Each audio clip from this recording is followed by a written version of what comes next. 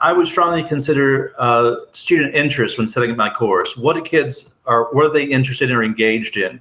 A few years ago, we had a paper 1 prescribed subject on the Arab-Israeli conflict, and many students had a lot of questions about that and were very engaged in that prescribed subject.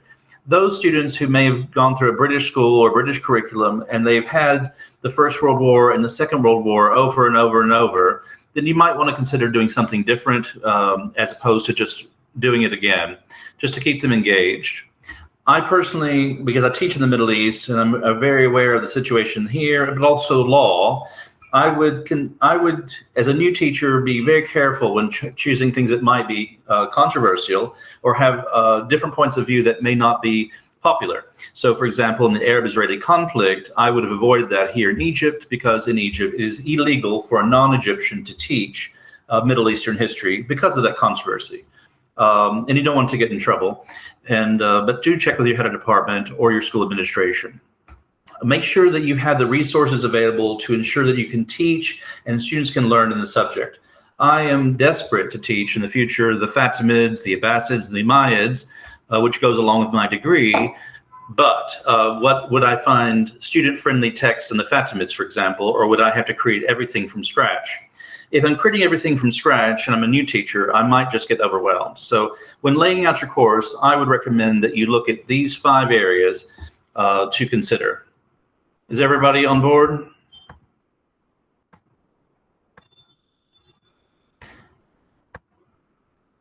I'm trying to look for you there. Everybody give me a thumbs up if you can see that. I saw some thumbs. Thank you for that. That's validating. So we're going to go on now to the next part of the presentation. And many of you know, of course, that standard level is 150 hours of instruction. So if you're laying out a course just for standard level, there's certain things you do not need to consider, and that thing would be paper 3. So just think about paper 1 and paper 2. And the IB lately has been cracking down on schools that have kids in standard level taking really a higher level course. The reason for that is it's simply not fair to students to be studying at higher level when they are supposed to be studying standard level. That means they're neglecting other courses, and we have to see the student and the IB system as a whole. So if you're laying out a standard level course that is different somehow than the higher level course, then you need to choose those things very carefully, and again, look for overlap so that you can teach with some depth. A minimum of 150 hours of instruction. Higher level, of course, is the same thing, but also adds paper 3 and so on and so forth. But this is a minimum of 240 hours of instruction. I always found it stressful to actually be at 240 hours of instruction. I told my IB coordinator back in 2000 something, I could have taught with 320 hours of instruction. You can't do that. It's not fair to the student, and it's certainly not fair to the other subjects. But do consider the effect of paper 3 and how it affects what you choose to do on paper 1 and 2. In fact, I would say often what I chose for paper 3 in Europe, which was the area I would study, paper 1 and 2, what I taught there was decided by what I taught in paper 3. So do keep that in mind, and we'll talk about that in a few minutes a bit further. When you teach paper 1, as you know, you choose one of these. We know that military leaders, that's teaching Genghis Khan and Richard I. Don't ask me about why that happened. Conquest and Impact is about Spanish rule in Andalusia and then Spanish rule in Central and South America. The Move to Global War is very popular because it teaches or goes over the causes of the first and the results of the First and the causes of the Second World War, which line up nicely with the parts of the curriculum. And then Rights and Protests are probably very relevant at the moment, discussing the civil rights movement in the United States, but also apartheid situation in South Africa and that resolution. And then Conflict and Intervention, discussing the Rwanda genocide and the Kosovo situation in the late 90s. So you would choose one of these while considering what you might be teaching for paper 2. Russell, is this a pretty good pace? Are we okay? Everything's fine from my point of view. Yeah, I mean, we've got a few questions popping up in the chat window at the moment, and I'll just throw these out to you, and then you can decide if and when you want to answer them, or if we can keep them till the end. Perhaps it's up to you. So, for example, to what extent do you focus on history concepts within your regular teaching? Should all paper 3s be covered in depth? Should there be overlap between paper 2 and 3? Well, the answer to that would be an absolute yes. I'll be covering that later. Yeah. And also examples of ATLs, approaches to learning. How do they get integrated is a question. If you're using the IB unit planners, then you necessarily will integrate all the things we just mentioned, concepts and ATLs and so forth and so on. And I strongly recommend that. I think the IB diploma template is flexible, but I really like the MYP template. It is really, really great. So yes, I would embed that in my teaching. I certainly would not teach that necessarily out of context. Like we're going to discuss, whatever ATLs today. No, I would just integrate it into the teaching and make sure that's done consistently and thoroughly throughout the system. These are just good ways of teaching, but the causes, causation, and all those concepts of history, that should be natural and consistent and incessant. And those things come up on the actual assessments, the papers themselves. So they'll say, a question might be about causes or it might be about effects, and so that goes right into these history concepts anyway. Andy, if we can just do it this way, it might be quite nice to hear some other voices. I mean, Daisy King asked a question at 5:11. If you can unmute yourself and just ask the question directly, Daisy, perhaps. Maybe not. I'll just read it out. So the question was, I have a lot of overlap between paper 2 and paper 3, but for paper 1, I've chosen something completely different. Will that matter too much? Now, what would your line be on that, Andy? It really is depending on you and your students. I think paper 2 and paper 3 should be very heavily overlapped. Paper 1 can be something different based on the student interest. There's no problem with that. It's just a matter of making sure the paper 2 topics and paper 3 sections you've chosen allow you to have enough time to do that well. For me, I took a very conservative approach, and you'll see that in a few minutes, where I just overlap, which may not be great in terms of covering 100-year span or something of history, but the depth my students had from a period of 1871 until about 1939 was extreme. But they also learned those skills and things that are important to be as historians. I don't know if I answered that well, but I tried. Yeah, I mean, we've got plenty of other questions here, but I'm anticipating we will deal with a lot of these as we go along, actually. So do keep those questions coming, everyone. I'm jotting them down and anticipating that I'll be answering some of those as I go along as well. So do keep them coming, but I'll just hand back over to you, Andy, for the moment to move to the next phase. All right. So I assume the presentation is back up and everybody can see it? Yeah. Okay. So paper 2 topics, we are going to choose 2. And I have to say, I helped write this curriculum back in 2015, 2017, and I really love the depth of this in terms of everything, and the fact that we have a much broader range of time to work with. So we have society and economy, not very popular, but I would love to teach that. Causes and effects of medieval wars, dynasties and rulers, societies in transition, early modern states, and causes and effects of early modern wars. I don't think many people teach these areas unless you may be doing Middle Eastern history with Africa. Things like that might be possible and more better able to overlap, but they're not very common and not very popular, sadly. Paper 2 topics continue.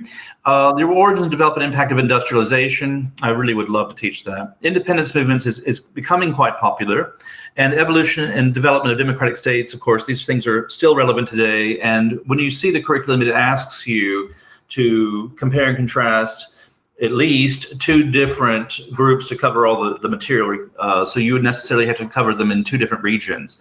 So if you're doing, for example, evolution and development of democratic states, I guess you'd first have to define what democratic means, but you could apply that to any country. If you're studying communism, for example, or if you're studying a civil war, for example, in the United States, I guess would be also something, but maybe the transition from a dictatorship or authoritarian regime to a democratic state like Nicaragua. So there's a lot of flexibility there. Authoritarian states are very popular because it gives you a chance to do the typical thing, which is the Soviet Union, Communist China, Mussolini, Hitler, and so forth. Causes and effects of 20th century warfare fits very nicely with several parts of the curriculum, allowing you to teach yet again the First and Second World War, and then finally the Cold War. I would caution you on the Cold War on paper 2 based on my experience. it is a bit more narrative, and there's not as much compare and contrast possible because one thing leads to the next. So that's the only thing I would say about the Cold War. I think everybody's okay. Everybody give me a thumbs up if you're still conscious and alive. Okay. Reed, are you okay? All right, just checking. And then finally, we're back to paper 3. Paper 3, as you all know, is divided into 4 regions. The Americas, which is Russ's area, Europe, which has been formerly my area, Africa and the Middle East, probably Rick is doing that, Asia and Oceania, several of you from those regions are probably doing that as well, and it's very interesting. You teach 3 sections of one of these options, and you have a pile of options. I think, is it 18, Russ? I think it's something like that, yeah. It changed, and so it's a lot. But what we have is you just teach 3 sections. And so, and the question we had earlier was to what depth, I think, and the answer is to a great depth. You only have 2 questions per section. That means if you're teaching 3 sections and your kids are getting 6 questions total, you have to answer 50% of them. So you really need that depth, like anything else in history. In fact, just a tip that we talk about these things, paper 2 seems to be harder in terms of questions and answers or expectations than paper 3. So a lot of students score better on paper 3 than paper 2. It's a bit more straightforward and less crazy. So I would say for paper 3, you really need to hit a home run there. Does anyone else agree with that? Who's taught before? Yeah, thanks, Rick. Always reliable. So we have these papers, and so what we need to do is to ensure that we have built a course that considers paper 1, paper 2, and paper 3. So a typical course that I would have taught, really, I've suggested this in workshops in the past. It is a boring course to some. Some of you will find it really great, because you can teach to your strengths or your knowledge if you're used to teaching this in the British system or even the American system. And if you're focusing on Europe, it really can help you share textbooks because the resources are expensive. So you have the resources that teach all this in different capacities. So instead of saying this week we're teaching paper 1 or this month we're going to paper 2, you just teach a unit of content or a study of something. For example, the causes of the First World War. That will take you some time to do, but that allows you to do several things for paper 3 and paper 2. If you're doing the causes of the Second World War, then that would cover necessarily papers 1, 2, and 3. And so things of that nature. Again, I would not teach them as separate papers, but as units of interest, frankly, or times of history. So I would. Andy? Yes, sir. There's a question from Mary on this particular theme, I think. So Mary Lowe, if you'd like to unmute, could you just ask Andy your question from 517? It's a good one. Hi, yeah. My question on that one was, I was planning on doing both world wars, so World War I and World War II. So when they do the paper, then they can't compare within the same region, right? So if a question asks to compare the 2 interstate wars, then they couldn't do European theater for both World War I and World War II. They have to do European theater for World War I and then have to pick a different theater for World War II, correct? Yes. So if you teach these interstate wars, they must be, you must consider them from different regions, which I will add is the same that J.P. Taylor told us, that the World War II is, there are really 2 wars going on.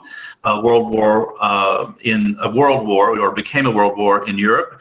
And then there was another war in Asia, which had a slight overhang. So that's in line with that. But yes, if you teach Europe First World War, you do not teach Europe Second World War. So if you teach Asia Pacific in the Second World War, then you should teach Europe in the First World War. And then you shouldn't have as your authoritarian leader Hitler then, if you're going to have to focus on the Pacific, right? Not at all. You can focus on Hitler, but if you're doing Asia or you can do anything. You don't have to do Asia for that. So you have paper 2. You have two topics here: the authoritarian states and the causes and effects practices of the 20th century warfare. So you could do Mao, for example, for Asia Pacific, because that goes into Chinese Civil War, which you sort of need to understand in order to understand the Second World War in Asia Pacific. You could also do a Japanese prime minister or dictator, because you're talking about the Second World War in Asia Pacific, for example. But I think a lot of kids are interested in Hitler for whatever godforsaken reason, even today. Mao is something fresh and new for many kids, and in China is increasingly relevant to the world conversation. So having that conversation might be of interest to them, but also lead to a nice, interesting study of authoritarian state of the People's Republic of China. It's important to understand it's about the authoritarian state, not specifically about the leader. So for the Soviet Union, for example, it was authoritarian state, but you would study Leninism and Stalinism as a continuum. Am I making any sense? Yes. Thank you. Sometimes I get lost in my own clever words. Thank you for that question. Reed Pierce asks a question. My question was more about, can you do two really deep, paper two really deep and the third one somewhat less? I run out of time when covering the third, paper three is why I ask. Reed, again, I don't teach them by paper. I teach them by subject area. So that may help you deal with your time management, especially if you're doing, if you'll look back to the presentation real quick, I will, where the hell is it? Here. If you look at paper three here that I have up, you've got section 13, which is Europe in the First World War, section 14, European states in the interwar years, and section 15, diplomacy of Europe. Now, if you'll see the narrative at the bottom, there's a massive overlap of characters, contents, and events for paper 1, 2, and 3 based on what I've suggested here. So if you have moved to global war, you're covering a ton of stuff. Authoritarian states, of course, which you might want to cover Stalin just to have something different, or Hitler and Mao. Topic 11 on paper 2, 20th century warfare. And so this overlaps quite a bit with this area. So it gives you maybe some time issues because you're just really going deep into it. I feel like I have a speech impediment today. Was that helpful, Reed? I can't. Yeah, that was very helpful. Thank you. And I have a lot of questions because I taught 1 year of IB, and now I'm over the summer month course correcting and thinking. So if I have a lot of questions, forgive me. Sorry. There's no reason to apologize. Just keep asking them, and we'll try to help you. Okay. Okay. Thank you. Okay. Ms. Doss says. Could I just pitch in one thing, Andy, at that point, which is that there's been a few questions about the wars topic for paper 2, and there's been quite a lot of discussion on the Facebook group, which obviously should be your first port of call. There's such a hive mind over there. But one point I always make about the wars topic is that it is quite unwieldy compared to quite a lot of the other topics, because you have to cover 2 civil wars, 2 interstate wars. What's the other one? There's another type, but in different regions as well. So there's so many different permutations to ensure that you are covered for those particular questions. And in comparison, something like authoritarian states is a lot more straightforward. It's either about the rise or the rule, and that's pretty much it. So I've always kind of leaned away from the wars topic in itself, although just tangentially you end up covering a lot of wars anyway, probably through some of your other topics. So if you look at rise of Mao in authoritarian states, you're looking at the Chinese Civil War at the same time. So you end up opening up paper 2, and although they are saying, the IBO, that you should just study 2 of those in depth, you'll probably end up covering 1 or 2 others almost incidentally, and so you can encourage your students to look there and hopefully strike gold and form a useful question. Sorry, Andy, I just thought pitch that in. No, I think you make an excellent point, and something we've talked about in workshops for years is we really, if you're super confident and comfortable with teaching the First and Second World War, then if you're creative enough, you can really span almost everything in the wars buffet of things you need to cover. But there are civil wars that are connected to or involved during the Second World War, for example. But you really have to be pretty damn good to make sure that's completely covered. Otherwise, you're going to have to do a third war, and we probably would advise you, I know the IB does in the guide, to do a third conflict just to make sure you have everything covered in depth. So yeah, the topic 2 on 20th century warfare is a landmine waiting to happen. So just be careful, plan very, very carefully. And you might have to have a standalone unit just on something like Russ mentioned, the Chinese Civil War, the Spanish Civil War, or something to make sure the coverage is thorough enough. I tend to recommend people to do something like the Algerian War because, frankly, I'm sick of hearing about the Spanish Civil War. In the Chinese Civil War, it's very complicated, especially considering when the hell was it? Because it comes in 2 or 3 phases, or did it ever end the first time? So it's Algerian War is something new and fresh for kids, and maybe for yourself, and it keeps you a bit more sharp, possibly. It helped me actually. So yeah, are IB books deep enough for paper 3? I never taught with any IB books for paper 3. Because I didn't write them, frankly. Yeah, sorry, that's mean and vicious, but it's true. I think Cambridge and Oxford University Press books, but if I had a choice between companies that produce paper 3, it'd be Cambridge or Pearson. I have a dislike of Oxford University Press books myself. And again, I wanted to say that I'm speaking on behalf of an individual, myself, and not on the behalf of any organization. I think what I'd say on that, Andy, is that what my technique tends to be is to get a copy of each of the main textbooks that are available, not a full set for a class, but just for yourself. Get hold of individual copies. You'll quickly decide which one of those will work best for your class. And then you supplement that as like extra reading for yourself. So you can like use one core textbook in your class, but you will have read the other 2 textbooks, because what will have happened is that each one approaching them from a slightly different angle has some slightly interesting or quirky sources, and you can use that as supplementary material.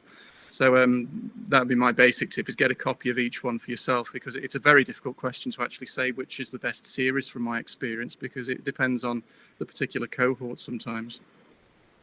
Jane has mentioned something teaching about 2 wars, each from a different region. No, it's not. You can teach 2 or 3 wars, but you need to cover all the types of conflicts, because as we've mentioned, guerrilla warfare, for example, might be part of the Nicaraguan or Honduran situation, Contra rebels and so forth. But you also have guerrilla warfare in World War I and guerrilla warfare in World War II and Asia Pacific and Europe and everywhere else. So it's about covering the different angles of war, which you can do with a single conflict or 2 or 3 larger conflicts. I think it's really a bad advice from anyone to tell you to teach 8 different wars, or probably more than 3. It's just time-wise just impossible. Do revolutions count as independence movements, or must they be anti-colonial? I cannot answer that, but what I would say is that not all revolutions are violent. Not all of them are independence movement. We know that because I just, so forth and so on. It's also a matter of definition. Tomorrow is the 30th July. It's a national holiday in Egypt to celebrate the overthrow of the monarchy. Some of us are in lamentation. That was 1952. But the national narrative of that story is that we truly were not an independent country until 1952, because under the monarchy, the British maintained a stranglehold on this place. So it's really a matter of nuance and defining your terms with your class. Don't just take things at face value, or, oh, this is a revolution and this is not. It's all about perspective and analysis. Russ, do you have anything to add there? No, I was going to bring it into my presentation in just a moment. I've just been sketching down some answers to some of the questions, which I'll try to incorporate within my presentation in a minute. I'm just going to answer a couple more questions, if that's all right with you, and then turn it over to you. I understand the idea of overlap, but does that not restrict the scope of the course to students? 100% that's the answer to that, for sure. I suggest overlap for people, because this is supposed to be a course for people who are newly establishing their classes. Be as creative as you want to be, or you're allowed to be, and have fun with that. But really consider your students, considering your own expertise and the resources you have. Again, not to brag, but quite experienced in IB history, and I'm a firm believer in overlap. And just because of the depth needed for the kids to do well on assessments, especially paper 2 and paper 3. It was my original plan, as I was going to cover Stalin, Mao, and Castro, as it aligns with my authoritarian states on papers 2 and 3, and paper 2 and 3 Cold War. I'm not sure what 3 Cold War is. Would you recommend only doing 2 of those leaders to have sufficient depth? The answer to that is I would lean yes, just because Stalin and Mao are very big areas to chew off.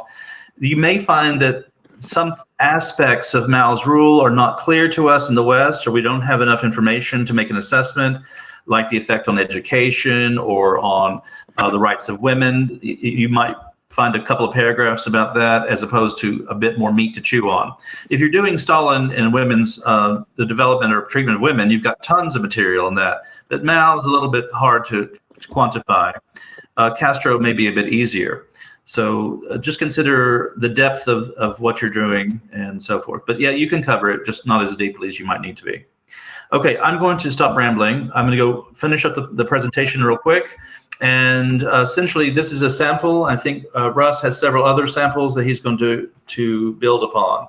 So are there any questions about this? If you have questions, just type it in and we'll try to get to it at the end. All right, Russ, it's all yours. Okay.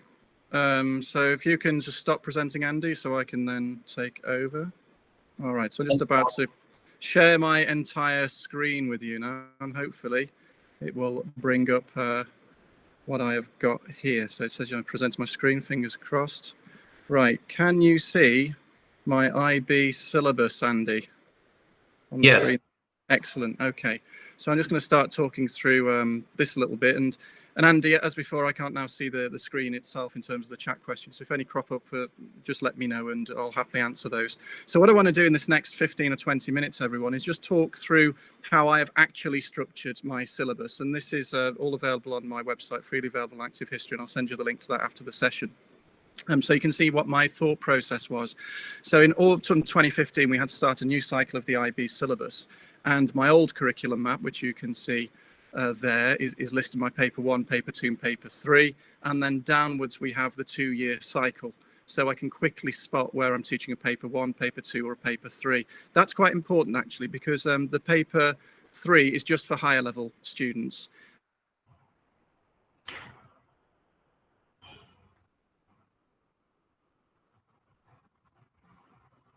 And means that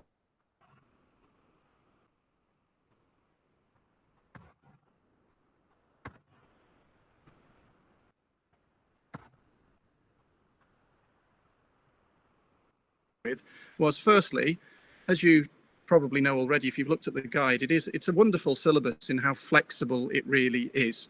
And the question that was asked earlier, which is, you know, if you're spotting all of this overlap, aren't you restricting the content? As Andy said, it's a good idea to do that at first. It's totally up to you how much overlap to build in, but it is a great idea to spot overlap if you're building your new course for the first time, because it will make your workload a lot easier. It will make the course more manageable for the students. And in your second and your third run through the syllabus, you can then start changing that a little bit. You can add extra bits, get rid of things that don't work. But you don't want to make your life too difficult to start with if you possibly can, because believe me, the time does go really, really quickly. So there are two possible routes you could go. For example, an early modern route. I'm actually, by training, I suppose, an early modernist more than anything else. That's where I focused on in my university course. And if you have a look at that left-hand column, that shows you an example of how you could chart an early modern course through. As Andy says, very few people choose to do that. But I thought what I'd do is I'd give my students the option. And this is something you might want to consider. Just actually, you could even use these ones off the peg if you were interested. You could present them to your students, ask them their opinion. So the early modern one, Conquest and its Impact, I could have focused on first of all, which I taught at A level when I used to teach in the United Kingdom. Conquest of the Aztec and Inca empires. Then moving over to the expansion of the Ottoman Empire, fascinating topic. You know, the Ottoman Empire is brilliant if you've ever had a chance to study or teach it. Spanish conquest of Inca. Causes and effects of early modern wars, age of exploration. Then moving into Europe, we've got Luther in Germany, Calvin in Switzerland, Counter-Reformation, which is really my specific area of expertise, actually. And then moving forward in time to the French Revolution. That was one idea, okay? That would be the papers, and you can see there paper 1, source work, paper 2, standard level essays, and the additional high level topics there. I then considered, like Andy did neatly, he was talking through that, you know, the route to global war, which is a very popular option, and a number of you will no doubt choose to do that. I personally ended up not doing so, as I'll explain later, because there's so much overlap with what they do at GCSE level, my own students. We do a lot of interwar years, and I didn't want to be repeating that all over again, especially as we get many new students arriving for IB. and they'd be heavily disadvantaged by that if the other students had already studied it. Also makes it very difficult to differentiate when you're trying to teach something. But if you're not in that predicament, move to global war for paper 1. I then looked at the idea of authoritarian states, such as Chile and Pinochet, I decided as an option, and Germany and Hitler. So I've got my 2 different regions, which is very important, as was highlighted already. Causes and effects of 20th century wars, I started to consider. French Revolution I brought in again, simply because I live in France, and I thought it'd be quite nice to have something which was based on our national story. And then rise and rule of European states, so this paper 3, Europe again here. And you can see there's already some sort of overlaps going on there. Now, ultimately, I didn't have to develop those any further, but that might give you an idea of how you can start going about structuring your course in terms of, you're going to go early modern, you're going to go modern. For your paper 3 option, you need to choose your regional option, which often is the region you are teaching in. But as you'll find out in a moment, it doesn't have to be, because I eventually decided not to go with that. So if I just click on number 2 here, I then started sketching out in more detail a European paper 3. So you start with your, well, I started with my paper 3 option, my regional option. So you've chosen your continent, broadly speaking, and then built around that, it seemed obvious if I was having a modern European history course to choose route to global war. They're a very natural fit together. And then paper 2, I was focusing on authoritarian states, causes, practices, effects of war. Now you can see there, what might be useful for you here in terms of if you're sketching out something yourselves, is that it's showing you half term by half term how you're working through those topics.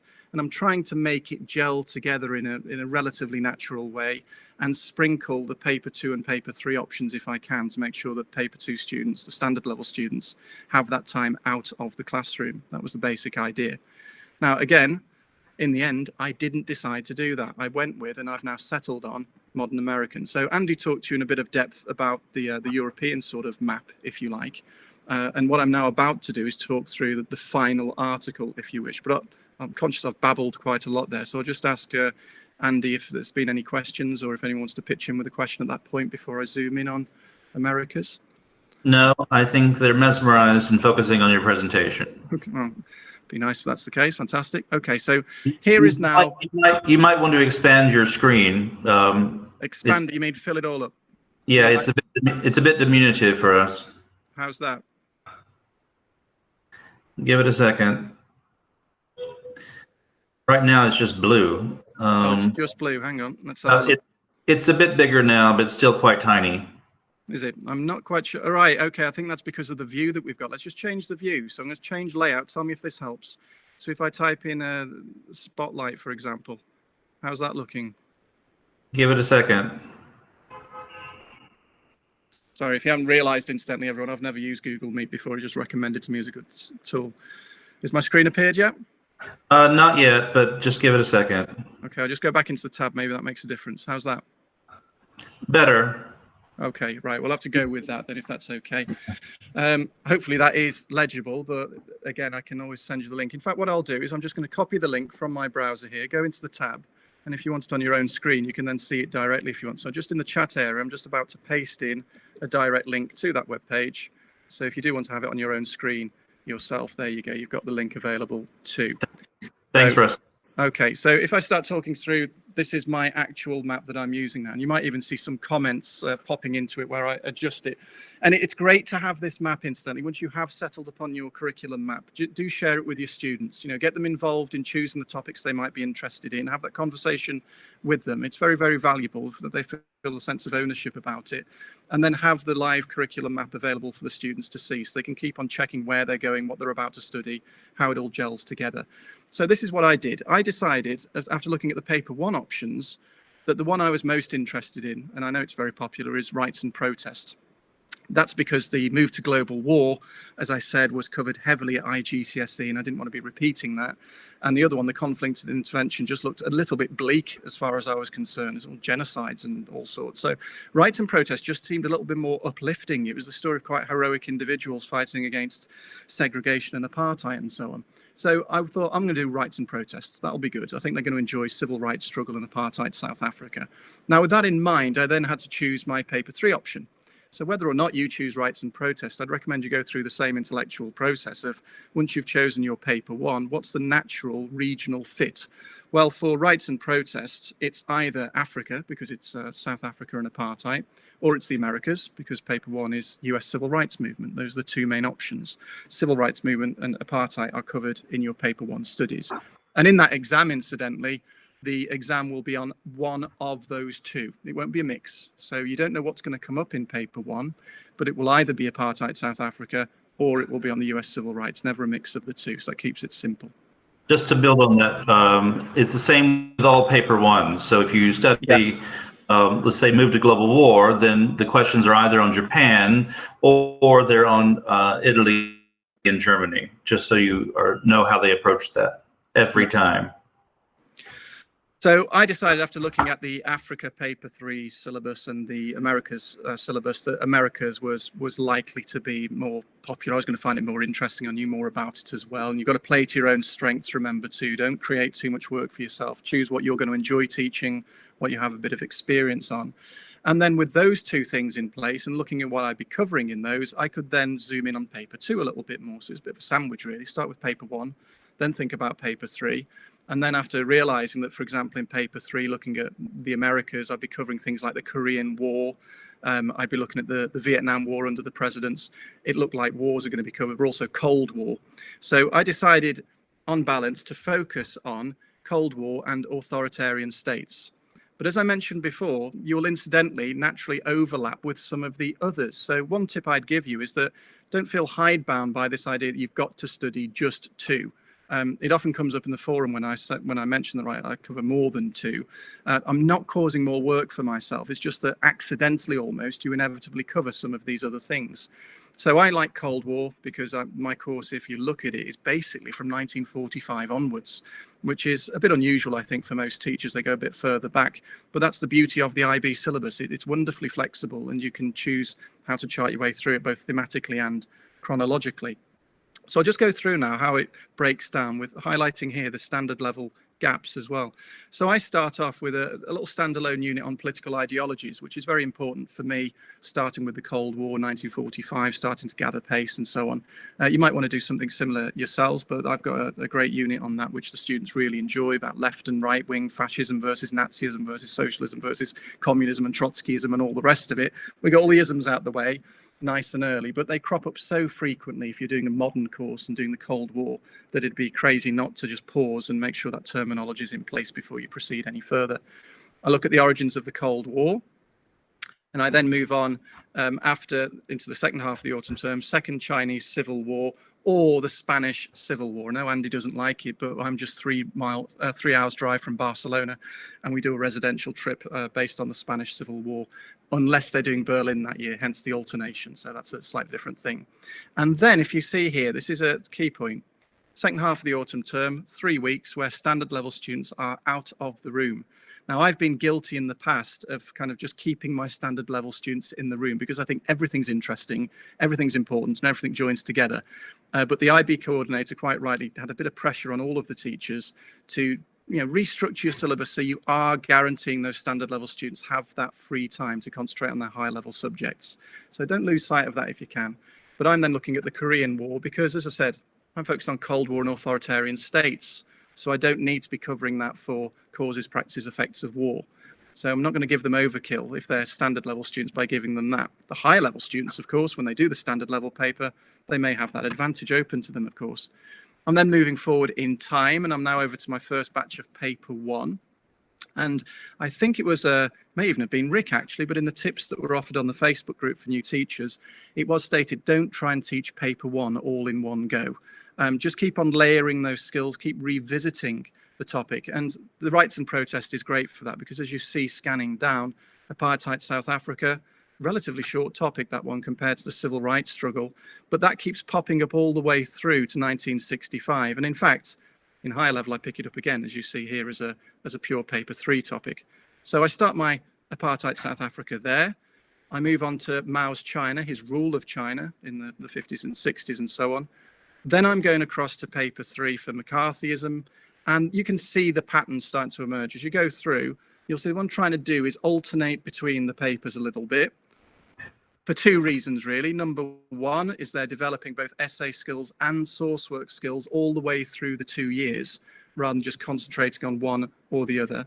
And the second advantage is that it enables me to give the standard level students some free time sprinkled through the course in a meaningful way. Now, just to run through the remaining topics, and then I think it'll be time for some questions and tips and so on, is that you have a look at these sorts of topics and just go through them quickly. We've got Mao's China, followed by McCarthyism under Truman. Moving forward in time, I've then got the civil rights struggle under Eisenhower. I then look at Eisenhower's foreign policy, the new look. Then they do mock exam revision in holidays. It's a good idea to bear in mind when you're going to build in that as well, and for your IA, which I'll get to in a moment. Then I look at the rise of dictators compared. I have a simulation on active history where they can compare lots of different dictators. Zoom in particularly on the rise of Castro in the Americas, which then leads into the Kennedy administration and the Bay of Pigs and the Cuban Missile Crisis later. Back to paper 2 for the Berlin crisis for Cold War. And then in the holiday time of the end of the first year, that's when I get mine writing the internal assessment. Now, I don't want to dwell on the internal assessment at this moment because that's a webinar all in itself. I did see in the chat window someone was asking for tips on the IA, but we're going to leave that aside for a webinar all by itself. But just in essence, I get them preparing it around about now. In fact, this time of year, they're formulating a question, and I've given them some guidance on how to form a good internal assessment question. They write a first draft over the summer holidays, and when they return at the first part of their second year, they submit that first draft. I mark it thoroughly, give it them back, and then give them a further couple of 3 weeks of homework to get it finished. It's all done and dusted by the first half of the first autumn term when we get back after the summer holidays of the first year. So Cuban Missile Crisis will start off my second year. Always a nice one to start with, a nice dramatic topic. Kennedy in the Vietnam War. We're back to paper 3 here, but you can see chronologically, it's all flowing very logically for the students as well. Then we nip back to the civil rights movement in the United States under JFK and conclusions on JFK. Moving forward to the LBJ administration for the civil rights movement, so the Voting Rights Act, Civil Rights Act, which brings the paper 1 to a formal conclusion. But then I can go back over to higher level Johnson and the Great Society, radical African-American activism, which is a wonderful topic too, but I think all of these are, frankly. Then the rule of Castro, which I'm classing as a paper 2 topic, so standard levels are back in there at that point, but also it is a paper 3 topic as well, as is Vietnam War as well. So again, overlap there too. And then over to Nixon's foreign policy, Chile, Allende and Pinochet, Nixon's domestic policies, and then I always desperately hope I'll be able to get to maybe even Reagan, September the 11th. I never quite manage it. And you'll see underneath, I've kind of like given a little mental checklist to myself. Have I covered rise and rule of dictators in 2 different regions? Have I covered that? With cause and effects of war, I've covered guerrilla warfare, for example, with the Cuban Revolution, civil wars, Vietnam and Korea, Spain, China, and Cold War leaders, nations, and so on, I've covered as well. Now, that is one way you can do it, and I've gone through that quickly, but you have the link where you can go through that yourselves and ask me any further questions. But if I can just pick up on a couple of the questions that were asked earlier on in today's session, just so I can give some immediate feedback on those, and then I'll see if there's any further questions coming up, Andy, if that's okay. So number 1, the question of overlap has come up again and again, and I think that is the buzzword of the day, is do try to spot that overlap. Not a way of restricting your teaching or of making the course less interesting, but certainly to make it more manageable. But some interesting overlaps that you want to consider. If you look at the democratic states option for paper 2, I have often asked myself, could I bring in the United States there?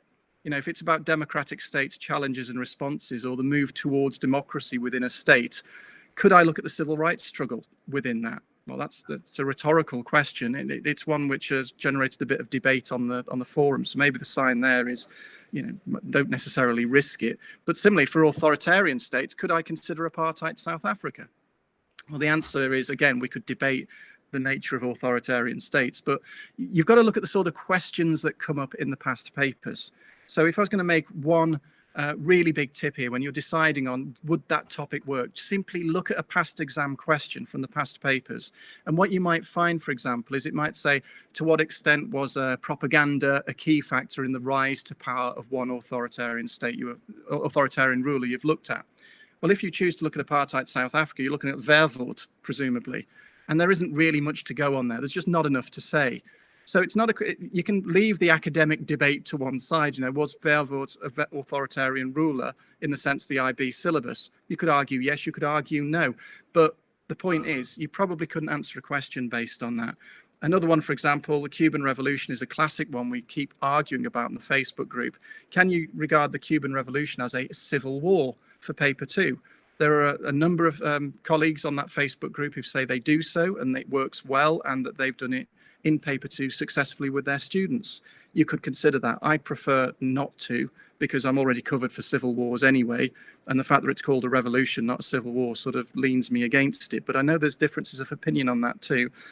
Another one, the Spanish Civil War I always teach, and I know somebody teaches that as a guerrilla war, and they shared a wonderful article on the Facebook group a couple of months ago, where it was a very academic article explaining the nature of guerrilla war within the Spanish Civil War. So sometimes you can find these rather weird and wonderful overlaps that you hadn't spotted. But again, that's probably best looking at in your second or third run through the syllabus when you can start having these sort of quirky angles on it. Sorry, Andy. Yeah. Just to interrupt Russ just for a second, Yeah. Things like civil war or revolution or guerrilla warfare, what's critical on the examinations is that your students define by what they mean by those terms. Yeah. We also just talked about perspective. So is it the development of a democratic state? It might be a different perspective if you're African versus white, for example, in South Africa or Rhodesia or someplace of that nature. Or if you are a woman who might not have had the right to vote or hold office or even own property. So it's really the rubrics for the paper 2 and paper 3 talk about perspective. So use that word perspective in student exams. One perspective from the women's perspective, from an African perspective. So that actually helps you get into the higher mark bands, in fact, because you understand the perspective is a historical concept, and you're giving a hard example of that. So I think you're making a particularly good point there as well, Andy, which has come up a lot again through the forum, is that word perspective is absolutely central. And we often mix it up with historiography, and people get in a bit of a knot thinking they have to find historians who clearly have argued X as opposed to Y for each of our topics. Now, if you read the mark schemes and you read the examiner's reports, which are incredibly helpful tools for putting your syllabus together, they're at pains to make the point that historiography for its own sake, name checking, it's sometimes described by the chief examiner, is really frowned upon. They are looking for perspectives, how you can look at a historical situation, or there's been different ways of looking at it, different interpretations of what the explanation is. So if, you know, to what degree was propaganda responsible for the rise of an authoritarian state, to use my earlier example, you would have the example of how that could be argued, but then you might then say, but however, this propaganda would have been very ineffective had the economic situation been very different. Now there's your different perspective. You're kind of making those different angles. So it's not about knowing that historian X argued that and historian Y argued something else, although Andy will always say it should always work in AJP Taylor at every available opportunity, and I think he's probably right. But only when it's relevant can you do that. One classic example is with Cold War origins. The examiners don't like just name checking of intentionalist and structuralist schools of thought on that, or revisionists and post-revisionists and so on. They want to hear what the student themselves has got to say on that issue, rather just a rehashing of what the schools of thought actually are. So my recommendation for the person who asked about historiography and perspectives is focus on perspectives rather than the historiography. There is a slight difference. Russ, can we go to some questions now? Absolutely right. Yeah, by all means. I'm going to read them out, and then you can jump into them first if you'd like. I'm teaching 11th grade history of the Americas and 12th grade contemporary history, world topics. I don't know what that means, but okay. Would I be able to set up paper 3 in 11th grade and papers 1 and 2 in 12th grade? So paper 1 and when? Sorry, say that again, Andy. Elizabeth is asking if she should teach paper 3 in 11th grade and papers 1 and 2 in 12th grade. Well, I mean, there's no rule against that. I mean, the IB is very flexible on that as well, aren't they? I mean, if that works for the way you've structured it, fine. I mean, if you look at my grid, of course, you'll see there that I'm broadly going through it chronologically, and as well as trying to spot thematic overlap, I'm trying to have a bit of a chronological thread to what's going on as well. So I personally wouldn't but it depends how you've structured your course. I mean, what would be great as well at some point, and feel free to do so, is if you sketch out a curriculum map and then share it with me and or Andy. We can then offer our comments on it, or even share them on the Facebook group. I'd love to see more examples of these. I think it was last year where I did actually upload mine and then said, is anyone else got one I could link to or share so we can compare and contrast our curriculum maps? But very, very few people have. So I'm sort of working in a bit of a blind spot, and I'm hoping that what I'm doing by sharing mine here is just giving you some practical tips on how you could do it yourself. But in answer to the question, in essence, you can do it that way. I personally wouldn't. The next question is from I'm the one who posted the question. I just wanted to clarify kind of what I meant about, so I'm teaching history of the Americas in 11th grade, and then the world topics and the prescribed subjects in 12th grade. That's how my school has it set up. So the different papers are set up to cover, like paper 1 is prescribed subjects, paper 2 is world history topics, and then paper 3 is history of the Americas. So because my course is broken up that way through 11th grade and 12th grade, should I just kind of keep those separate just to kind of keep the students on track? Or should I weave them, like weave the skills throughout both years? Andy, I've said something on that already, so maybe you want to give your take? Yeah. Elizabeth, I really don't understand the situation fully, to be frank about it. Maybe you can just contact me directly and we can chat independently, and I can give you more clear advice. Is that okay? Yep, thank you. Okay. What I'll say as well is that if we don't answer your questions here at the moment, of course, what I will try to do, me and Andy we'll look at those questions and then send you a direct reply back, because we've got your emails as well, of course, so we can just contact you that way if we haven't answered you today. Obviously, we're trying to get through as many as we possibly can, but in the hour we have, it's limited, of course.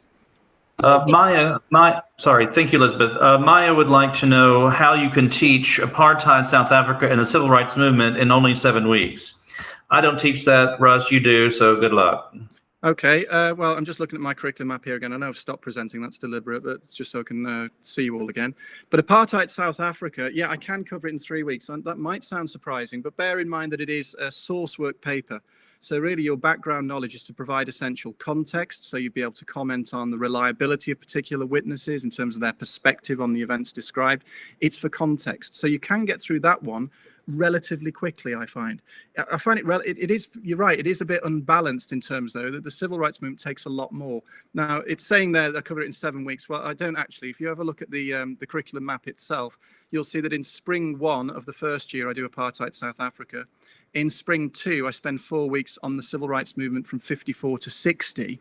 And then in the second year, I'm spending a further couple of weeks on the civil rights movement under Kennedy. And that's largely teacher-led, incidentally, by a series of lectures and decision-making exercises. And then after the second half of autumn term, I'm doing LBJ and 64 to 65. So in fact, what we're really looking at is 3, 7, I'm doing 10 weeks worth of teaching on that. So that's how I get around that. There was a question earlier, incidentally, about how much depth you go into and how much homework you set outside of the classroom. So it seems relevant to talk about that here. I don't know how this compares with other schools. Don't know if there's a hard and fast rule, but the guideline for us is that we give standard level students should have around about 2 hours homework per week for history. And if they're higher level students, about 3 hours per week. So obviously with that 10 weeks teaching that you see there in my curriculum map, you've got to factor in as well, of course, that I'm using some homework time as well for that. Judith asks, is there any advice for teaching this course online? There is, I believe, another workshop on webinar session on this issue, so we're not going to address that today. Jonathan asks, in a mixed standard level, higher level class with standard level students, will standard level students take their exam covering paper 1 and 2 at the end of the year 1, and then higher level exam covering paper 1, 2, and 3 at the end of the year? Official IB exams for standard level and higher level are at the end of the second year of the course. You are required by the IB to teach a 2-year course over 18 months for standard level and higher level. I hope that answers your question. Mary Lowe is, I'm going to be on leave for most of semester 2. Any advice on what to do before my leave?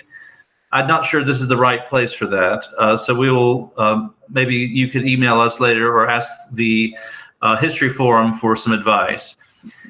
Rick asks, given the IB emphasis on continued learning, is it problematic to release the standard level students in the fall term of year one? Okay, I can see the validity of that approach, but I prefer to have students 1 day a week of higher level throughout the year. Thoughts? I don't really understand the question, Rick, not to be irritating. I think what Rick's asking really is that is it a good idea to start releasing standard level students quite so early on, perhaps? Is that right, Rick? Yeah, that's exactly the issue. One time I got a rep from the IB because I kept the higher levels with me and then released them towards the end of the second year. And they said that you have to keep all your students more or less throughout the 2 years. So better to just do 1 day a week of higher level. Do you gentlemen do the same thing? No, I mean, if you look at mine, you can see exactly when I release my students, as you see there sometimes. But I know that that's a model which other people follow. I know my neighbour next door, Matt Podbury, in geography. That's exactly what he does. His Friday lesson is always the higher level lesson. But the way my course is structured, the higher level options and topics, they're quite big. And so the idea of simply covering it once a week for 1 hour seems a bit bitty. They keep losing the narrative thread in history. So for me, it works, you know, and the way our students work and the way different deadlines and different topics and different subjects are all coalescing is they actually benefit from having that free time in the autumn term. Because I don't know what other subject it is, but there's some subjects which really do go big guns on the higher level stuff and they need that time. But again, it's like all these things, Rick, isn't it? Is that it's the great thing about the IB is that the IB syllabus is that flexible. And you just kind of chart your own way through. And 1 year it might work, and then as you found out, the following year you need to change it again. But for new students, for new teachers who are involved in this webinar at the moment, I think that's a good positive to take away. Actually, is that it was one of the tips as well, which you're not going to have a chance to bring up on the screen unless you're staying in the chat, and you can for a little while if you like. But it was making that point for your first year, just try and survive. For your first time through the cycle of 2 years, just get through it. You know, stick to what you know you're good at, what you're going to be interested in, what your students are going to enjoy, maximize the overlap. And then after you've done it for a year or two, then you can start bedding it down, changing things and making it more rich and detailed. That was probably as thorough answers as you can get, Rick, so good luck. Do you find the first round of mock exams in the first year with the original IB time constraints, or do you allow the students to take a bit more time? We're not dealing with mock exams in this session. This is about building your course. So Tatiana, there'll be another more appropriate thing to do with that, okay?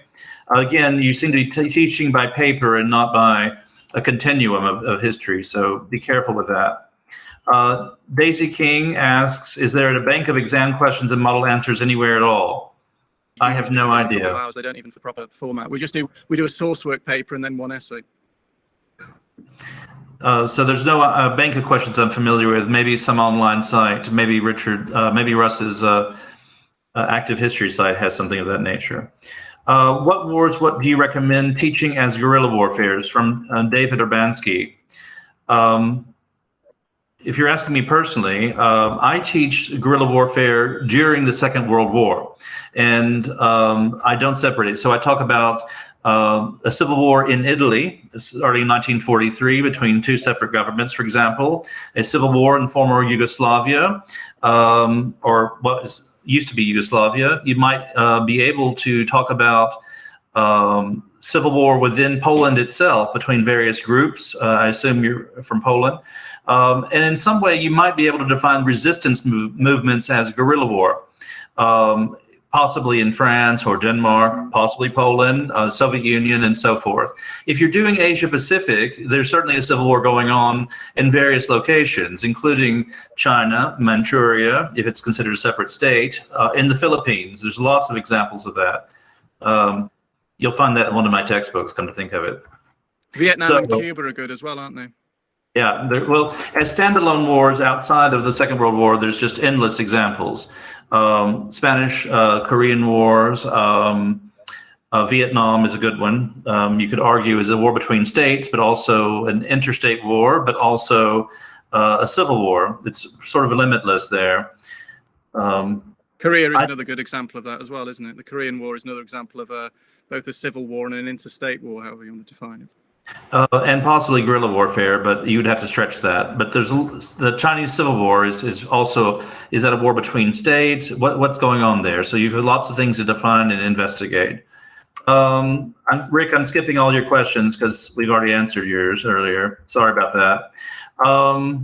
How do you divide your, Daniel Hillman asks, how do you divide your time between lecture and assignments and activities? Wow. I can't answer that question. Good luck. That's like $1 million question, really. I mean, obviously on my website has got a lot of interactivities and simulations and so on. And really, I just kind of try and mix it up a lot. At the moment, for example, I'm currently teaching the civil rights movement under JFK to round off the year. And that's very much me leading from the front with a bit of a lecture and breaking up with decision points. So I think you can blend the two things. I'm increasingly realizing that you don't have to split between lecture and activities. So my lectures tend to be activities. So I'll give them a big bunch of information about the predicament facing MLK in Albany, and they're making notes on that. And then I say, right, if you're in MLK's position, how do you now think he should react? And then we look at what he did do. They then form a judgment on whether that was the most appropriate course of action. They see what the outcomes are, and then we move on. So there is no straightforward answer to that. I mean, if you're interested to see exactly how I do it, if you clicked any of the options from that curriculum grid that I shared with you from Active History, those hyperlinks take you to the dedicated topic page for each of those topics. And you can basically see lesson by lesson, activity by activity, worksheet by worksheet, exactly how it's broken down. But I really can't answer any more than that, actually, because the actual definitions of lecture, assignments, and activities overlap so heavily once you get going, I think. Is there any sample weekly scheduling that includes a standard level and higher level? I will have 4 hours versus 6 hours per week, respectively. You may find an example of that timetable on Active History that is Russ's. Do you have a timetable like that, Russ? Well, the best I've got is that curriculum map, which shows you term by term, but it doesn't go into detail about exactly how many hours I have. So what we have here at the International School of Toulouse is that we have 4 hours per week of teaching, pure and simple, for history. So there's no 6-hour option there. And I have to build into that letting the standard level students out on occasions. So we just have 4 hours per week every week for history, with that additional homework time of 2 hours for standard level students, up to 3 hours for higher level students. So again, I think there is a strict time limit that you mentioned as well, Andy, about how many hours they should be spending. And our IB coordinator is very good at reminding us of this, that we should be sticking to those hourly restrictions, even though all of us, of course, in a subject like history, we could, as Andy said at the beginning, spend probably twice as many hours as we're allowed. Yeah, the standards and practices of the IB were updated a couple of years ago to indicate very clearly that you should not be teaching both classes at the same time or given the same amount of time in class. So again, the minimums are 150 for standard and 240 for higher level. And Jane, really, it's really about your school's timetable. I'm an administrator, for better or for worse, at a school. And it's really about your timetable. And sometimes people say hours and it really is minutes. And so you really need to work with your IB coordinator and the whole IB team to sort that out. And I wish you very good luck. Smita thanks us for the webinar. Thank you very much for saying that. Everyone else, you're required to thank us later too. Going back to make sure I didn't miss any questions. Rick, there's a message for you there, so take a look at that. David, we just answered your question. Daisy, we answered your earlier question. Tatiana, Mary Lowe said, if you don't get to answer our questions during this hour, will you be willing to answer them after? The answer is yes. I'm going on leave. We already did that. I think we've covered most of them. Yeah, Judith, I think what I'll say at this point is that obviously we're already overrunning here. So if I'm perfectly happy staying behind, but I don't know what your situation is, Andy. But if anyone wants to just stay in and just directly ask me questions, have a bit of a chat for another 15, 20 minutes, I'm more than happy to do that. And as Andy says, all these questions that we have here, do feel free. In fact, if you've got this question, if you have a question that hasn't been answered, could you perhaps simply email it directly to, well, it would be to me because I was the person who contacted you, but I'll then share that with Andy and we'll reply to you directly. That's probably the best way of doing it, actually, isn't it? So what I could do, Andy, is I could bring up those top tips for the teachers onto a PowerPoint presentation. Anyone who wants to stay in the meeting can then do so and just see what those top tips are. There are like about 18 or 19 of them. And in the meantime, you can be just asking questions directly over your microphone if you wish. Sorry, it's recorded. I We'll no doubt upload it later. Andy. I need 20 seconds to turn the air conditioning on because I'm roasting live in Cairo and the housekeeper left and turned it off. So I'll be back in 15 seconds. Okay. All right. If you are leaving the meeting, that's it's been great getting in touch with you there. I mean, it's the very first one we've done. We hope it's going to be a series that have been useful. But if you have any feedback and positive, negative, constructive, though, that will be absolutely superb. So what I'm just going to do now is just share with you my screen that has top tips. But please feel free at this late stage, now we've gone through everything, to just ask a question directly over the microphone. In answer to you, Kate, of course, we'll be uploading those top tips to the Facebook group if you can't stay for those now. But what it basically gives me an opportunity to do, as much as anything else, is just to sit in for a few extra minutes and answer any questions that just simply come out through conversation now. So I'm just going to allow that. So if and when you have a question, feel free just to chip in, unmute your microphone and ask directly. So I'll just go through those now, and do feel free to interrupt me whenever you wish. Yeah. Russell, I'm just going to ask a quick question because I'm about to pick up my kid at daycare, so I'm just going to slip it in there. It's going back to the depth question, and that's, for me, it's thinking about the world wars, and that it really is just a black hole where you could just keep following it down and down and down. Yeah. And so my question really is how to sort through what to keep in and what to leave out. Is it something that you should really use those textbooks as that guide? Or do you have another piece of advice in terms of what big events I personally wouldn't let the textbooks guide that. I would very much say what you need to get hold of are the past exam papers, look at the questions that have been asked on those topics, then go into the examiner's reports and mark schemes for those particular questions. And that is the greatest way in which you can get inside the mind of the IBO, if you like, to help you decide what you definitely need to cover, what you can maybe leave out. I mean, beyond that, as I've said before, I avoid the causes, practices, effects of war for paper 2 specifically. I look at authoritarian states and Cold War because it is, I do find it pretty unwieldy. I have to cover 2 guerrilla wars, 2 interstate wars, 2 civil wars, different regions. There's just so much to cover there if you're going to be safe for that section in itself that I leaned away from it. But the answer to your question directly is that look at the past papers, exam mark schemes, reports. Andy? Mary, you're the one asking the question, right? Yeah. Okay, so be careful that you're not teaching things that are not required. So a lot of people want to teach World War I and World War II by going through a litany of battles over and over and over. That's not what the syllabus tells you to do, okay? The Holocaust, for example, a lot of teachers want to talk about that for 6 weeks. That may be part of your state curriculum and you may need to teach it, but it's part of a larger picture of what the effects of the war on people. So just make sure that you limit somehow that. You may also want to do things like the effects on, I can't think of the civilians, Jesus. So if you're investigating civilians, you might want to have the kids divided into sections. The effect on, prisoners of war, the effect on, minority groups, religious or ethnic. And they can come and make presentations. So you need to take the burden off yourself. That's how I would do it. But what I find most IB history teachers want to do is they want to talk about the Battle of the Somme and Verdun for 7.5 years. And then they want to go talk about, whatever, the Blitz for 7.5 weeks. Eliminate that, but follow that tight curriculum requirement carefully.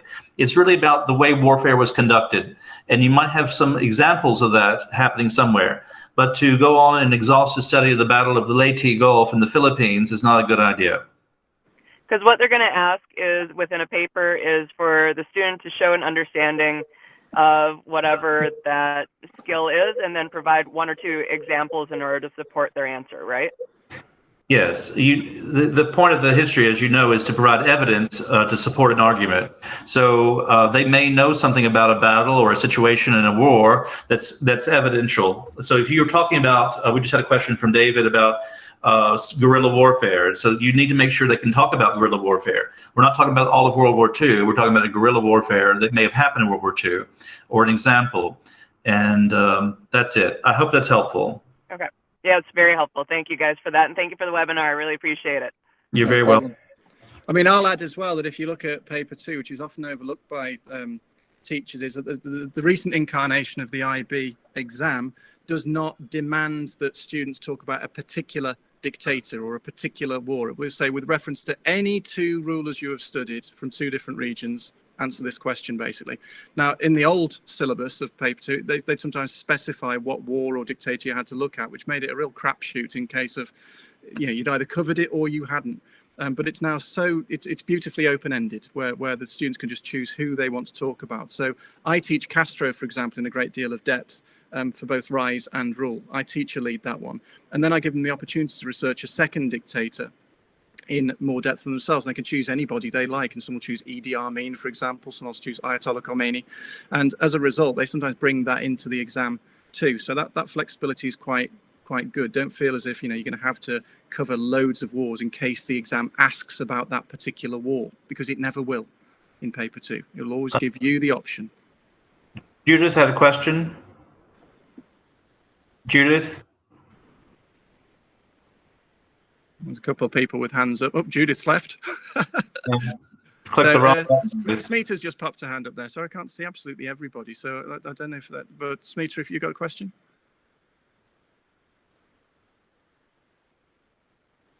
You need to unmute your microphone, Smita, if you want to ask, and then Reed's got his hand up as well. No? Right, Reed, over to you. You had a question for us?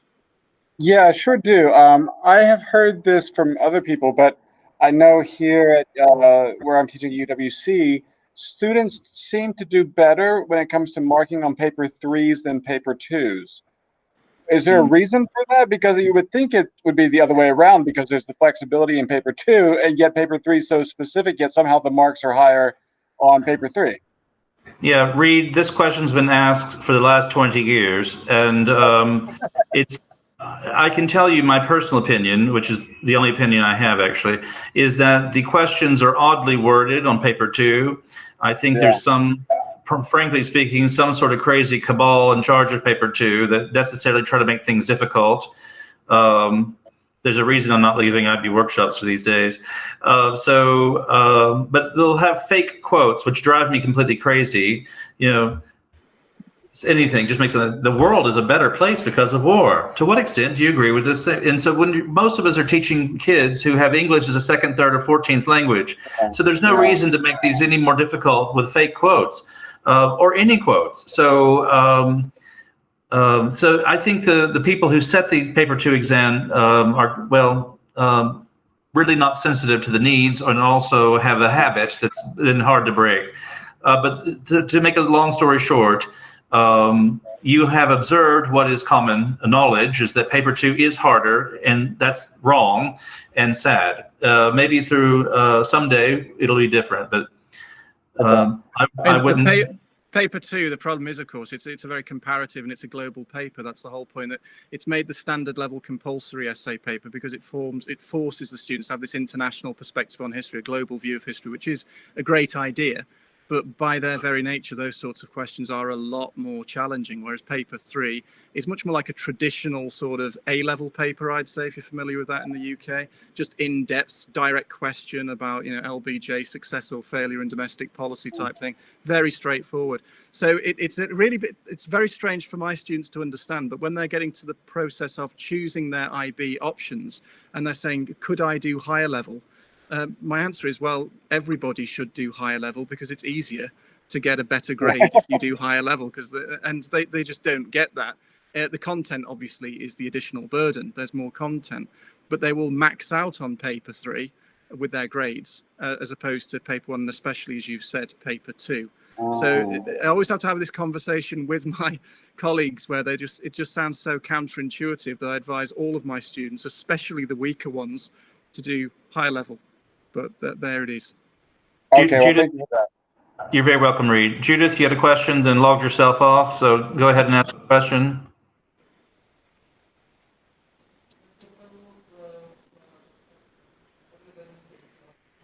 Well, Smita, you're back? Yeah, I'm here. All right, I'm here. Can you hear me? Oh. Can you all hear me? Let's go with Judith first. She figured out the unmute button. Okay. Judith? Okay. I did. And my internet is spotty. So my biggest concern is having to start the year online because of the virus. I know we're not going to start in person, and what's the best way to handle that? we're going to have a webinar on this topic, but that's not today's subject. Yeah, that's okay? Kathleen, Ralph, and myself will be doing a webinar specifically on that within the next few weeks. So we'll certainly cover that for you. Obviously, it's one of the big topics. Wonderful. Right. Thank you. You're very welcome. Smita? Yeah. One of the questions which I want to ask is regarding paper 2. My learners, when especially they're writing answers on comparison between two authoritarian leaders, like for example, Hitler and Castro. So I have realized that in writing and using different perspectives and evidences, they generally try to give more about one particular instead of balancing their answer. I mean, it's quite challenging, I realize. How to overcome that? Punishment was the first thing that came to my mind. What about you, Russ? Sorry, I was just distracted by Daniel Hillman's gigantic fingers due to the foreshortening on his screen there. So, sorry, can you just summarize the question? Samita wants to know how to get the kids to. Smita wants to know how to have kids give balanced answers on the paper 2 comparisons. You know, Hitler, for example, versus Castro, and I told her my first response was punishment, but that's just from my background. I'm slightly more liberal. For the comparison and contrast question, for that one particularly, 2 comparisons, 2 contrasts, and with all of these things, it's a good idea just to practice them in advance. So I've got the mock exam for my students this year taking place at the end of August.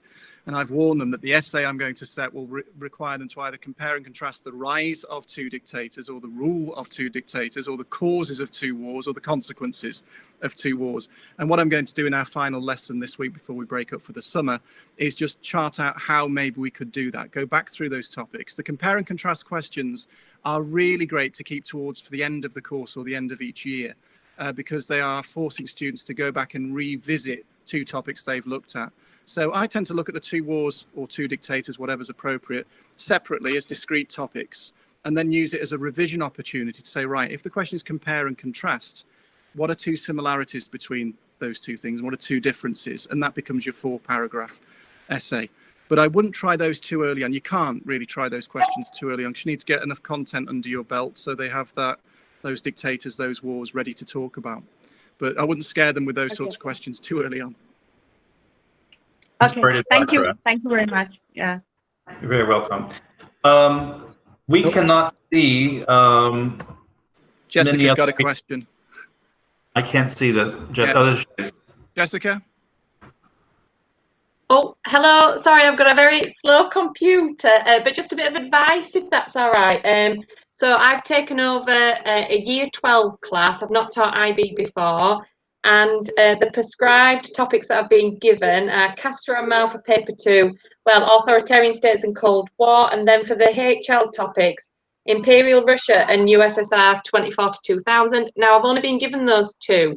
I've not had any input in like forming the course, the curriculum map, and I'm leading to believe now that there needs to be a 3rd one for the higher level topic. Is that correct? Well, you have to do 3 essays for paper 3. And yeah. Although the IB suggests that you look at 3 topics in depth, and this is something that was mentioned earlier on, you don't strictly have to. If you cover 2 in great depth and do them properly and thoroughly, that's 4 questions you've got. So there's always 2 questions for each of those topic areas. So they've got 3 questions, and they can answer both essay questions from the same topic in paper 3, which isn't true in paper 2. In paper 2, they have to choose 2 questions from 2 different topic areas. But in paper 3, that rule doesn't hold. So if you've covered 2 of those topics and you've covered all of the bullet points and you're confident you've done that according to the syllabus, then you'll be okay. I don't recommend that. No, I wouldn't recommend it. No, do the 3. So would you recommend now? Because I think I've been left with teaching the paper 3 this year in like a big lump. So would you recommend putting a 3rd one in, like planning, having a look through, choosing one that fits? And yeah. 100% insert and find something that overlaps with paper 1 or 2 or hell anything and teach and definitely try to teach that. Yeah. And good luck. This is paper 3 Europe, yeah? Yeah. Okay. If you, Jessica, if you end up needing some guidance further for Europe, send me what you're doing for paper 1, paper 2, and paper 3 options, and then or sections, and I can give you some advice, okay? Thank you very much, Andy. I will be doing that. I'm going to type in the chat window my email directly. I don't want spam anybody, but I'm happy to guide people if you're doing Europe specifically. I am utterly useless for Americas and anything other than Europe and possibly the Middle East. But other than that, forget me, okay? Thank you. You're very welcome. Now, we can't actually see every single screen here. The way this feature works, I can see a few hands pop up when they've got questions. So we've only got about 16 people there. So if you are in the talk and you've got a question and I'm not kind of pointing at you and I'm not noticing, that'll be one. You can just shout out. But has anyone got another question at this point? Darshini? Yeah. Hi, Andy.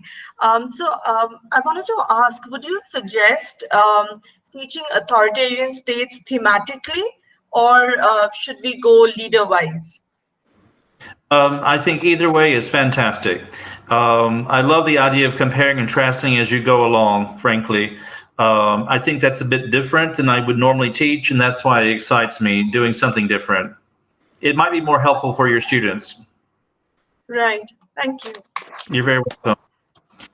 Anybody else? Just jump in because we can't see your screens. Okay. We have a chat. We have a question in the chat. Tatiana is saying her video is not working. She wanted to ask this question in the chat. I was advised to teach 4 wars, and that's what I've seen in the forum many teachers do. I do World War I Europe, World War II Pacific, Spanish Civil War, and Vietnam. I could still cut it down to 3 wars and leave out Vietnam, although I also teach Cold War. I also do Cuban Revolution for History of the Americas. What would you recommend? Number 1, getting rid of some of these wars. Russ, this is your area with Cuban Revolution. I mean, as I said, that's exactly the reason why I don't do the wars topic for paper 2, because it just reinforces that fact that it is a pretty unwieldy topic. But in answer to the question, cut it down to 3, leave out Vietnam. Now, you need to make sure, have you still got 2 guerrilla wars? Have you still got 2 interstate wars? Have you still got 2 civil wars? That's really what you need to ask yourself. Can you hear me? I can, yeah. Yeah, okay, thank you. Yeah, well, Andy just mentioned there's some things you could do for World War II Pacific that are count as guerrilla or civil war. Yeah. So I could do something there. Or the Cuban Revolution thing, but Russell, you just advised against taking Cuban Revolution as a civil war, so I don't know what if you're teaching to do. If you're teaching history of the Americas, I would teach Vietnam. I don't see the Cuban Revolution as a convincing civil war, frankly. It's not enough to, I can argue anything, and I love doing it, but you need to lessen your burden, not add to it. So whatever you're doing for paper 3, make sure it has something to do with Vietnam, then teach Vietnam for paper 2. But again, follow exactly what is required on paper 2, not going battle by battle or tree by tree. You need to avoid that kind of thing. Okay? Yeah, I mean, if I'm looking at Americas here, as you're focused on the high level Americas angle, which I do cover, of course, Vietnam and Korea would be, you don't currently do Korea, for example. So you might consider, do you really need the Spanish Civil War? That's a civil war, but so is the Korean War, so is the Vietnam War. Obviously, they're both in Asia, though, so you need one somewhere else. That's why some people choose the Cuban Revolution.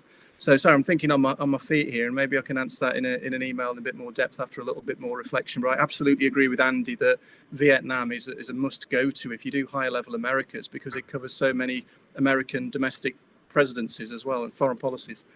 So yeah. If you did that, that will cover part of history of the Americas, probably. I don't know since I don't teach it, but it could be seen as a consequence or result of World War II Pacific as well. So you can just continue on from the Second World War, Asia Pacific, about the consequences and the changes that went on in Asia. So anyway, good luck, Tatiana. I think we should give one more question, then it's about time to go home. Anybody have a final question? Okay. I mean, what I'll say then is that obviously I will be uploading this video and sharing it on the link on the Facebook group, so you've all got that for future reference. I'll put the top tips for new teachers, which I've basically just had in reserve in case there weren't any questions today, but there's been lots of fantastic questions thrown through. I hope that me and Andy have been able to answer most of those to your satisfaction, and if not, as he says, you'll see our emails are in the chat window there. Feel free to contact us directly and we'll get back to you within the next day or two with those. So thank you all very much indeed for turning up to this very first one. I hope you found it useful, and it's going to be the first of many. And thanks to you, Andy, as well, for being my partner in crime in this. Andy very generously gave up his time. He's a very busy man and brilliant, but you've all made it a really enjoyable experience. Thanks very much. Lovely to see you all. We'll be announcing the Thank you so much. On the Facebook page, so look for that, okay? Have a great evening. Thank you. Good night. Bye. Bye. Bye.